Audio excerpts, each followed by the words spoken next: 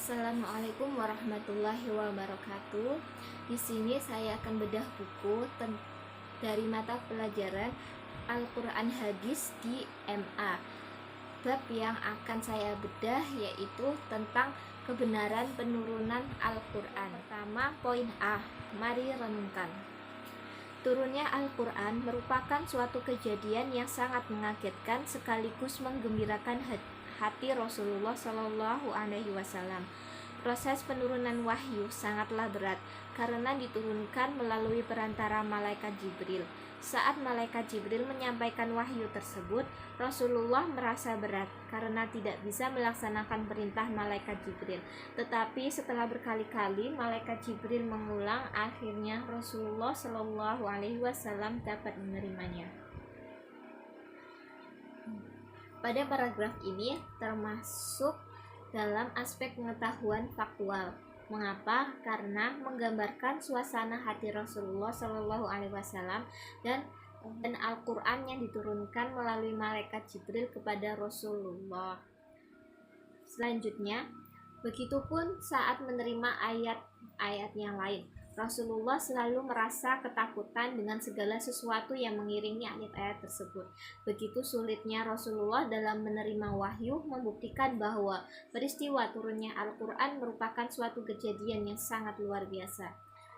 Menurut saya, pada paragraf ini termasuk dalam aspek pengetahuan faktual karena menggambarkan suasana hati Rasulullah Shallallahu Alaihi Wasallam dan turunnya Al-Quran menjadi suatu peristiwa yang bersejarah dan tercantum di dalam Al-Quran. Langsung ke poin C ya, menghayati kebenaran penurunan Al-Quran. Yang pertama, pengertian turunnya Al-Quran. Secara majasi, turunnya Al-Quran diartikan sebagai pemberitahuan dengan cara dan sarana yang dikehendaki Allah Subhanahu wa Ta'ala, sehingga dapat diketahui oleh para malaikat di Lauh Mahfuz dan oleh Nabi Muhammad Shallallahu Alaihi Wasallam di dalam hatinya yang suci. Pada paragraf ini termasuk dalam aspek pengetahuan faktual. Mengapa? Karena menjelaskan tentang definisi turunnya Al-Quran. Selanjutnya, adapun tentang kaifiat turunnya Al-Quran itu terjadi perbedaan antara para ulama. Dalam hal ini ada 3 pendapat. Yang pertama, Al-Quran itu diturunkan ke langit dunia pada malam Al-Qadr, sekaligus lengkap dari awal sampai akhir. Kemudian diturunkan berangsur-angsur, sesudah itu dalam tempo 20 tahun atau 23 tahun atau 25 tahun berdasarkan pada perbedaan yang terjadi tentang berapa lama Nabi bermukim di Mekah sesudah beliau diangkat menjadi Rasul. Pendapat ini berpegang pada riwayat At-Tabari dari Ibnu Abbas. Beliau berkata, diturunkan Al-Quran dalam Lailatul Qadar dalam bulan Ramadan ke langit dunia sekaligus. Kemudian dari sana langit diturunkan berangsur-angsur ke dunia. Pada paragraf ini menjelaskan tentang aspek pengetahuan, prosedur, dan faktual. Mengapa faktual? Karena terdapat penjelasan lamanya Al-Quran diturunkan dan tempat turunnya. Dan mengapa termasuk dalam prosedur? Karena menjelaskan tentang bagaimana runtutnya turunnya Al-Quran. Al-Quran itu diturunkan ke langit dunia sebanyak 20 kali. Lailatul Qadar dalam 20 tahun atau 23 kali Lailatul Qadar dalam 23 tahun atau 25 kali Lailatul Qadar dalam 25 tahun. Pada tiap-tiap malam diturunkan ke langit dunia tersebut. Sekedar yang hendak diturunkan dalam tahun itu kepada Nabi Muhammad Shallallahu Alaihi Wasallam dengan cara berangsur-angsur. Dalam paragraf ini termasuk dalam aspek pengetahuan, prosedur, dan faktual. Mengapa faktual? Karena terdapat penjelasan lamanya Al-Quran diturunkan dan tempat turunnya. Dan mengapa prosedur? Karena menjelaskan tentang bagaimana turunnya Al-Quran. Paragraf selanjutnya, Al-Quran itu permulaan turunnya ialah di malam Al-Qadr, kemudian diturunkan setelah itu dengan berangsur-angsur dalam berbagai waktu. Ada pula pendapat bahwa Al-Quran diturunkan 3 kali dalam 3 tingkat. 1. Diturunkan ke Lauh Mahfuz. 2. Diturunkan ke Baitul Izzah di langit dunia. 3. Diturunkan berangsur-angsur ke dunia. Meski sanadnya sahih, Dr. Subhi Soleh menolak pendapat di atas tersebut karena turunnya Al-Quran yang demikian itu tidak termasuk bidang yang gaib dan juga berlawanan dengan zahir Al-Quran. Pada paragraf ini termasuk dalam aspek pengetahuan, prosedur, dan faktual. Mengapa faktual? Karena terdapat penjelasan waktu Al-Quran diturunkan dan tempat turunnya. Mengapa prosedur? Karena ada proses penjelasan Al-Quran yang diturunkan dengan 3 tingkatan. Itu kan tadi tingkatan dari Lauh Mahfuz, kemudian ke Baitul Izzah, kemudian berangsur-angsur ke dunia. Yang selanjutnya, Al-Quran diturunkan dalam waktu 22 tahun, 2 bulan, 22 hari, yaitu mulai dari malam 17 Ramadan tahun 41 dari kelahiran Nabi sampai 9 Zulhijjah Haji Wada tahun 63 dari kelahiran Nabi atau tahun 10 Hijriah.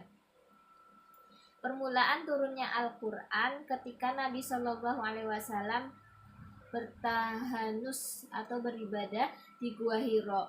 Pada saat itu turunlah wahyu dengan perantara Jibril Al-Amin dengan membawa beberapa ayat Al-Quran. Surat yang pertama kali turun adalah surat Al-Alaq ayat 1-5. Sebelum wahyu diturunkan telah turun sebagian ilhas, tanda, dan dalil, sebagaimana hadis yang diriwayatkan Imam Bukhari dengan sanad dari Aisyah yang menunjukkan akan datangnya wahyu dan bukti nubuah bagi Rasul Shallallahu Alaihi Wasallam yang mulia. Di antaranya tanda-tanda tersebut adalah mimpi yang benar dikala beliau tidur dan kecintaan beliau untuk menyendiri dan berkhalwat di Gua Hiro untuk beribadah kepada Tuhannya. Dalam paragraf ini termasuk dalam aspek pengetahuan prosedur dan faktual. Kenapa faktual? Karena terdapat penjelasan lamanya Al-Quran diturunkan dan tempat turunnya. Mengapa prosedur? Karena menjelaskan proses sebelum turunnya Al-Quran, mulai dari turunnya surat Al-Alaq ayat 1-5 hingga mimpi Rasulullah Shallallahu Alaihi Wasallam untuk pergi ke Gua Hiro. Selanjutnya, 2. Pengertian penulisan Al-Quran. Penulisan Al-Quran adalah proses penulisan Al-Quran dari wahyu yang diterima Nabi Muhammad SAW hingga selesai dikumpulkan dalam sebuah tulisan berupa mushaf, kitab berjilid pada zaman Khalifah Utsman bin Affan. Penulisan dan pengumpulan Al-Quran ini melewati 3 fase. Di dalam paragraf ini termasuk dalam aspek pengetahuan faktual karena menjelaskan tentang definisi penulisan Al-Quran. A. Zaman Nabi. Tahap pertama adalah zaman Nabi Muhammad SAW, di mana pada tiap ini hafalan para sahabat lebih banyak berperan daripada tulisan-tulisan yang masih terpisah-pisah. Siapa saja di antara para sahabat yang mendengar satu ayat maka langsung menghafalnya atau menuliskannya dengan sarana seadanya di pelepah kurma, potongan kulit, permukaan batu cadas, atau tulang belikat unta. Jumlah para penghafal Al-Quran sangat banyak. Dalam paragraf ini terdapat aspek pengetahuan faktual dan metakognitif. Mengapa metakognitif? Karena zaman para sahabat lebih sering menghafal dan menuliskan pelepah kurma saat mendengarkan satu ayat dari Rasulullah SAW, yaitu menjelaskan kondisi pada saat itu. Mengapa faktual? Karena zaman para sahabat masih memiliki hafalan yang kuat dan saat itu belum mengenal kertas, jadi mereka menulisnya di pelepah kurma, potongan kulit, dan lain-lain. Zaman sahabat Abu Bakar. Pada zaman ini terjadi banyak peperangan yang mengakibatkan banyak para sahabat penghafal Al-Quran meninggal dunia. Di antara para sahabat pilihan penghafal Al-Quran yang meninggal pada perang Yamamah adalah Salim, bekas budak Abu Huzaifah, di mana Rasulullah SAW pernah memerintahkan para sahabat untuk mengambil pelajaran Al-Quran darinya. Maka Abu Bakar radhiyallahu anhu memerintahkan untuk mengumpulkan Al-Quran agar tidak hilang. Dalam paragraf ini termasuk aspek pengetahuan metakognitif karena menjelaskan tentang adanya perang Yamamah yang mengakibatkan banyaknya penghafal Al-Quran yang meninggal dunia. Seusai perang Yamamah, sahabat Umar Ibn Khattab menyampaikan pendapat kepada Abu Bakar untuk menulis ulang dan mengumpulkan catatan-catatan Al-Quran yang masih terpisah-pisah. Namun Abu Bakar menolaknya. Ia tidak ingin melakukannya karena takut dosa, sehingga Umar terus-menerus mengemukakan pandangannya. Akhirnya Allah Subhanahu wa taala membukakan pintu hati Abu Bakar untuk hal itu. Dia lalu memanggil Zaid bin Ibnu Sabit dan memerintahkannya untuk menuliskan ulang catatan-catatan Al-Quran dalam sebuah mushaf. Dalam paragraf ini termasuk aspek pengetahuan metakognitif karena dalam paragraf tersebut menjelaskan situasi saat penulisan dan pengumpulan Al-Quran yang masih terpisah-pisah serta adanya perbedaan pendapat antara Umar bin Khattab dengan Abu Bakar. Mushaf tersebut berada di tangan Abu Bakar hingga dia wafat, kemudian dipegang oleh Umar hingga wafatnya, dan kemudian dipegang oleh Hafsah binti Umar. Pada paragraf ini termasuk aspek pengetahuan prosedur karena menjelaskan tentang perpindahan mushaf Al-Quran dari Abu Bakar hingga dipegang oleh Hafsah binti Utsman. Periode ini adalah periode ketiga proses pengumpulan dan penulisan Al-Quran. Banyak catatan dan kumpulan-kumpulan catatan Al-Quran yang berbeda-beda di antara para sahabat. Hal itu dikhawatirkan akan menjadi fitnah, maka Khalifah Utsman bin Affan memerintahkan untuk mengumpulkan mushaf-mushaf tersebut menjadi satu mushaf, sehingga kaum muslimin tidak berbeda bacaannya yang bisa menyebabkan pertengkaran dan perpecahan. Dalam paragraf ini terdapat aspek pengetahuan prosedur metakognitif karena menjelaskan situasi. Dalam paragraf ini termasuk dalam aspek pengetahuan metakognitif karena menjelaskan situasi tentang catatan perbedaan mushaf Al-Quran sehingga Utsman bin Affan berusaha untuk mengumpulkan kembali agar tidak terjadi perbedaan bacaan. Kemudian Utsman memerintahkan Zaid ibnu Thabit, Abdullah ibnu Az-Zubair, Sa'id ibnu Al-As dan Abdurrahman ibnul Harith ibnu Hisham radhiyallahu anhu untuk menuliskannya kembali dan memperbanyaknya. Zaid ibnu Sabit berasal dari kaum Ansor, sementara 3 orang yang lain berasal dari Quraisy. Dalam paragraf ini termasuk aspek pengetahuan faktual karena menjelaskan tentang perintah Utsman dalam memperbanyak Al-Quran oleh orang-orang pilihan Utsman. Selanjutnya, Utsman mengatakan kepada ketiganya, jika kalian berbeda bacaan dengan Zaid ibnu Thabit pada sebagian ayat Al-Quran, maka tuliskanlah dengan dialek Quraisy, karena Al-Quran diturunkan dengan dialek tersebut.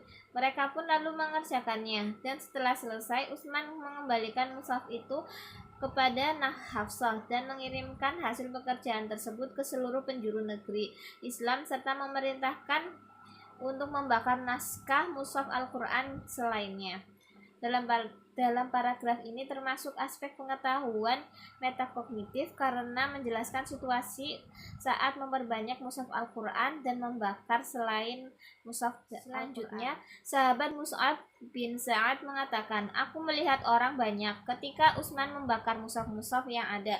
Mereka pun keheranan melihatnya, atau dia katakan tidak ada seorang pun dari mereka yang mengingkarinya. Hal itu adalah termasuk nilai positif bagi Amirul Mukminin Utsman ibnu Affan radhiyallahu anhu yang disepakati oleh kaum muslimin seluruhnya. Hal itu adalah penyempurnaan dari pengumpulan yang dilakukan Khalifah Rasulullah Shallallahu Alaihi Wasallam Abu Bakar As-Siddiq radhiyallahu anhu. Dalam paragraf ini termasuk aspek pengetahuan faktual dan metakognitif. Mengapa faktual? Karena menjelaskan dari sahabat Mus'ab bin Sa'ad menceritakan tentang kronologi saat pembakaran mushaf Al-Quran selain dari Utsman ibnu Affan. Dan mengapa metakognitif? Karena menjelaskan situasi saat mushaf Al-Quran dibakar oleh Utsman ibnu Affan dan tidak ada yang mengingkari hal itu. Perbedaan antara pengumpulan yang dilakukan Utsman bin Affan dan pengumpulan yang dilakukan Abu Bakar As-Siddiq adalah tujuan dari pengumpulan Al-Quran di zaman Abu Bakar adalah menuliskan dan mengumpulkan keseluruhan ayat-ayat Al-Quran dalam satu mushaf agar tidak tercecer dan tidak hilang tanpa membawa kaum muslimin untuk bersatu pada satu mushaf. Hal itu dikarenakan lebih terlihat pengaruh dari perbedaan dialek bacaan yang mengharuskannya membawa mereka untuk bersatu pada satu mushaf Al-Quran saja. Dalam paragraf ini termasuk dalam aspek pengetahuan faktual karena menjelaskan tentang tujuan dari pengumpulan yang dilakukan oleh Abu Bakar As-Siddiq. Sedangkan tujuan dari pengumpulan Al-Quran di zaman Khalifah Utsman radhiyallahu anhu adalah mengumpulkan dan menuliskan Al-Quran dalam satu mushaf dengan satu dialek bacaan dan membawa kaum muslimin untuk bersatu pada satu mushaf Al-Quran karena timbulnya pengaruh yang mengkhawatirkan pada perbedaan dialek bacaan Al-Quran. Dalam paragraf ini terdapat aspek pengetahuan faktual karena menjelaskan tentang tujuan dari pengumpulan yang dilakukan oleh Utsman bin Affan. Selanjutnya, hasil yang didapat dari pengumpulan ini terlihat dengan timbulnya kemaslahatan yang besar di tengah-tengah kaum muslimin, di antaranya persatuan dan kesatuan, kesepakatan bersama dan saling berkasih sayang. Kemudian, mudarat yang besar pun bisa dihindari, yang diantaranya adalah perpecahan umat, perbedaan keyakinan, tersebar luasnya kebencian dan permusuhan. Dalam paragraf ini termasuk aspek pengetahuan metakognitif karena menjelaskan situasi yang terjadi pada kaum muslimin dan menjauhkan segala kemudaratan. Mushaf Al-Quran seperti itu sampai sekarang dan disepakati oleh seluruh kaum muslimin serta diriwayatkan secara mutawatir, dipelajari oleh anak-anak dari orang dewasa, tidak bisa dipermainkan oleh tangan-tangan kotor para perusak, dan tidak sampai tersentuh oleh hawa nafsu orang-orang yang menyeleweng. Dalam paragraf ini termasuk aspek pengetahuan faktual karena menjelaskan bahwa Al-Quran itu diturunkan secara mutawatir dan itu secara fakta ya. Sekian presentasi dari bedah buku MA tentang kebenaran penurunan Al-Quran yang saya buat. Apabila terdapat kesalahan dalam kata-kata, saya mohon maaf. Wabillahi taufik wal hidayah. Wassalamualaikum warahmatullahi wabarakatuh.